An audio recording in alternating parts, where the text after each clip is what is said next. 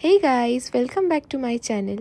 আজকে অর্পণ বাজারে গিয়ে হঠাৎ করে ফ্রেশ পমফ্রেট মাছ দেখতে পেয়ে নিয়ে চলে এসেছিল, আর আমিও বানিয়ে ফেললাম আজকে একটা দারুণ রেসিপিটা তোমরা অবশ্যই ট্রাই করে দেখে আমায় কমেন্ট বক্সে জানিও তোমাদের কেমন লাগলো।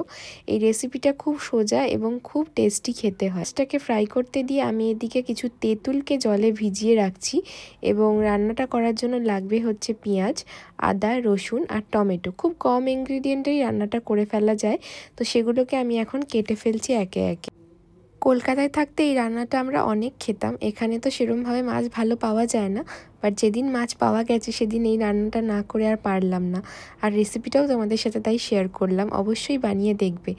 এবার ওই মাছ ভাজার প্যানের মধ্যেই দিয়ে দিলাম একটু তেল, এবং তেলের মধ্যে দিয়ে দিলাম একটু কালো জিরে, আর দিয়ে দিলাম পেঁয়াজ, আদা, রসুন যেগুলো ভালো করে কুচিয়ে রেখেছিলাম। এই সমস্ত কিছুকে তেলের মধ্যে ভালো করে এখন ফ্রাই করে নেব। একটু ভালোভাবে পেঁয়াজটাকে ফ্রাই করতে হবে, তা না হলে পেঁয়াজ, আদা, রসুনের কাঁচা গন্ধটা থেকে যাবে। এই জন্য পেঁয়াজ, আদা, রসুন কষানোটাই হচ্ছে এই রান্নার মেন। যেহেতু এটা ঝোল নয়, একটা গ্রেভি মতো রান্না হবে, তো এখানে মশলা কষানোটার ওপরেই বেশি টাইম দিতে হবে। এরপর আমি অ্যাড করে দিয়েছি এতে ধনের গুঁড়ো, জিরের গুঁড়ো, লঙ্কার গুঁড়ো আর হলুদ। এই সমস্ত মশলাগুলোকেও পেঁয়াজ আর আদা রসুনের সাথে ভালো করে একটু ভেজে নেব।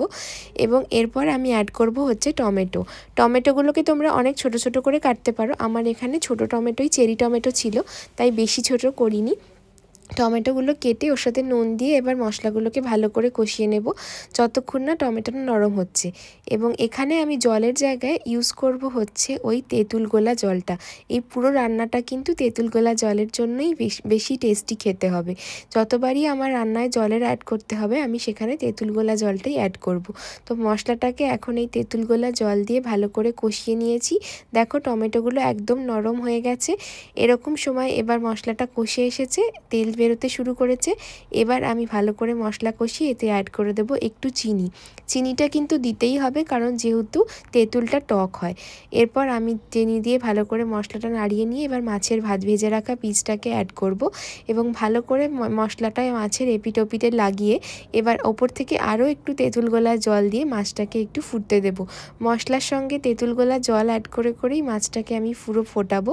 এইভাবেই আমি দুটো পিস, যেহেতু মাছের সাইজটা অনেক বড় ছিল, তাই একটা একটা করে মাছ নিয়ে নাড়িয়ে নিলাম। যদি তোমাদের ছোট ছোট পমফ্রেট হয় তাহলে তোমরা একসাথেও 2-3টে মাছকে মশলা মাখাতে পারবে।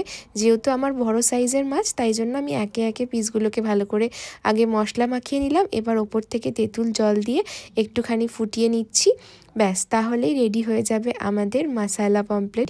তো তোমরা এভাবে বানিয়ে অবশ্যই খেয়ে আমাকে দেখে জানিও, এবং ভিডিওটা ভালো লাগলে আমার চ্যানেলটাকে লাইক, শেয়ার অ্যান্ড সাবস্ক্রাইব করে বেল আইকনটা প্রেস করে দিতে ভুলো না। Thanks for watching, bye bye.